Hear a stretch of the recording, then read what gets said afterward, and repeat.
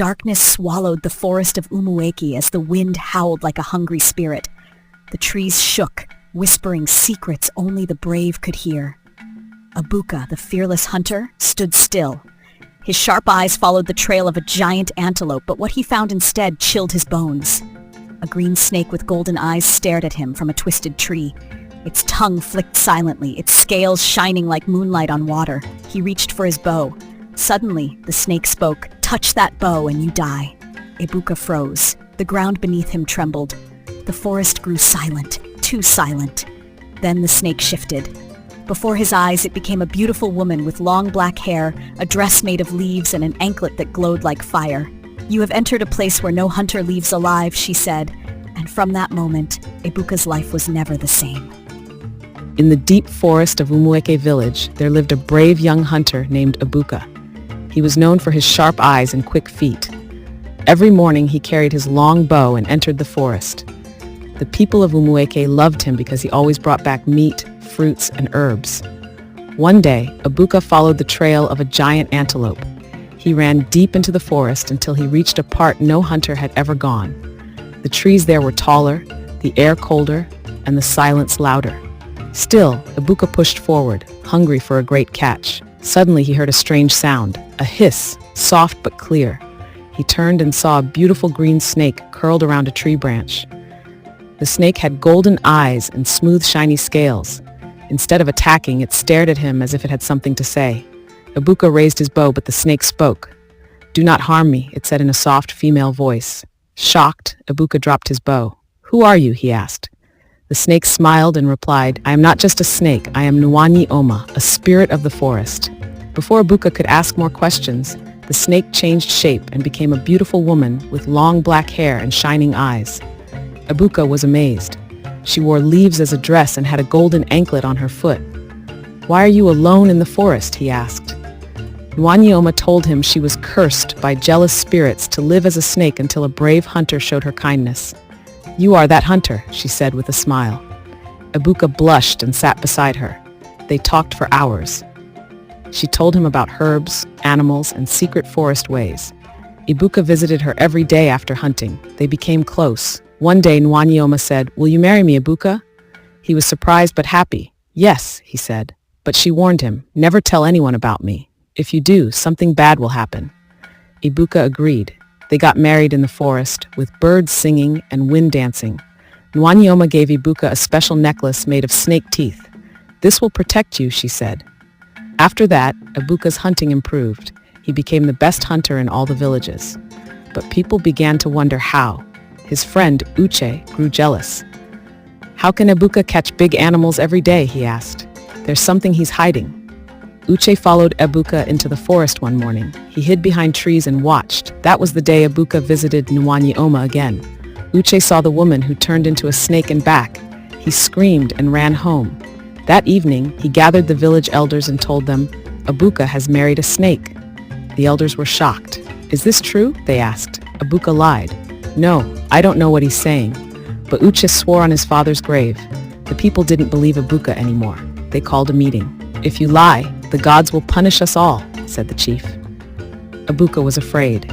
That night, he ran to the forest to warn Nwanyi Oma. She cried. "I told you not to tell anyone or bring trouble," she said. "Now they will come for me." Ebuka knelt down. "Forgive me, let us run away." But it was too late. Uche had followed him again and brought others with him. They saw Nwanyi Oma turn into a snake and screamed. "It's true!" Uche shouted. "She's a witch." The villagers chased after her with fire and sticks. Nwanyi Oma hissed and vanished into a hole in the ground. Ebuka tried to stop them, but they tied him up.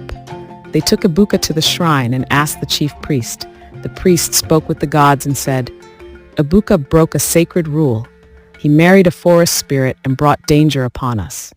The villagers wanted to kill him, but the priest said, "Let him be punished by the spirits." Ebuka was banished. He walked deep into the forest to find Nwanyi Oma again. He searched for days but found nothing. The forest grew darker and colder. One night he sat under a tree and wept. Then he heard the same soft hiss. It was Nwanyi Oma. She was angry. "You broke your promise. I warned you." Ebuka cried, "Please, I love you. I had no choice." She looked at him, then sighed. I still love you too, but things can never be the same again. She took him to her secret cave. It was full of glowing stones and talking animals. Stay here, she said. You can't return to the village. Ebuka agreed. They lived together, but he missed home. He missed the sun, the children, the dances. One day, he tried to sneak out of the cave, but as he stepped out, the necklace she gave him broke. He fell to the ground and screamed. His body began to change. His skin turned dry and his legs became weak. Nwanyoma came running. You broke another rule. You left without my blessing, she said. She sang a song and healed him. You are trapped between two worlds now, she said. You must choose, the forest or the village. You cannot have both. Ebuka chose the forest. I choose you, he said. Nwanyoma smiled. They lived in the cave for many moons. But then, a sickness spread in Umueke. The villagers needed herbs from the deep forest. None of the hunters knew the way. Uche remembered Ebuka. Only he can help us now, he said. The chief sent a search party. After days, they found Ebuka and begged him to return. We need you, they cried. Nwanyoma looked at him. Go if you must, but you may never return to me. Ebuka was torn. He kissed her forehead and said, I will return, I promise. He led the people to find the herbs and cure the sickness. The village was saved, but when he returned to the cave, it was empty. Nwanyoma was gone. He searched the forest, but she was nowhere. He cried every day. One night he dreamed of her. I have gone to the spirit world, she said. You chose well. Help your people. I will always love you. Ebuka returned to Umueke and became a great healer. He never married again. He wore the broken snake-tooth necklace around his neck. People asked him, why do you wear it? He smiled and said, it reminds me of someone I love deeply. Many years passed. One evening, as he sat under the same tree he first met Nwanyoma, he heard a hiss. He looked up, but it was only the wind. Or was it? From that day on, strange things began to happen in Umueke. Sick people were healed by mysterious herbs left at their doors. Lost children were found near the forest edge with warm clothes around them. The elders believed Nwanyoma's spirit still watched over the village. She was a snake to some, but a savior to others, they said. Children sat around fires to hear the tale of the hunter and the snake bride. Uche grew old with guilt. He often sat by the forest, calling out, forgive me. But the wind only whispered too late. He died with regret in his heart. Ebuka passed away many years later. On the day of his burial, a large green snake was seen curled around his grave. It hissed softly and disappeared into the bush. Some said it was Nwanyoma coming to take him home. Others said it was a warning. Never break a promise to the spirits. Till today, hunters who enter the deep forest leave food and gifts at the base of a certain tree. They say it belongs to the snake woman who once loved a human. And when the wind blows through the trees, some say they hear her voice singing an old forest song. The story of Ebuka and Nwanyoma teaches that love is strong, but promises are stronger. That the forest has secrets not all eyes can see.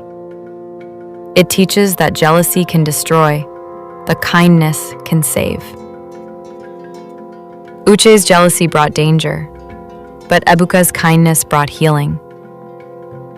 In every village gathering, elders warn the young hunters, do not follow strange beauty into the forest. It may not be what it seems. But some boys still go, hoping to find their own Nwanyoma. Most return with stories. A few never return at all. The villagers of Umueke still speak of the snake bride, not as a monster, but as a spirit of the forest who loved too deeply. The cave where she lived is now called Iyi Oma, meaning good waters. It is a sacred place. No one dares to enter without offering first.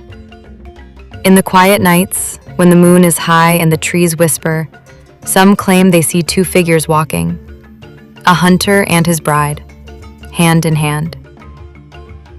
And so ends the tale of the hunter who married a snake, a story of love, loss, promise, and the thin line between man and spirit. Thank you so much for listening to today's enchanting story. If you enjoyed it, please like, share, and subscribe for more magical tales that spark your imagination. Every story is a door to a new adventure, and I'm so glad you walked through it with me today. Stay curious, stay kind, and keep dreaming big. Until next time, keep the magic alive in your heart. I'll see you again soon for another wonderful story. Bye for now.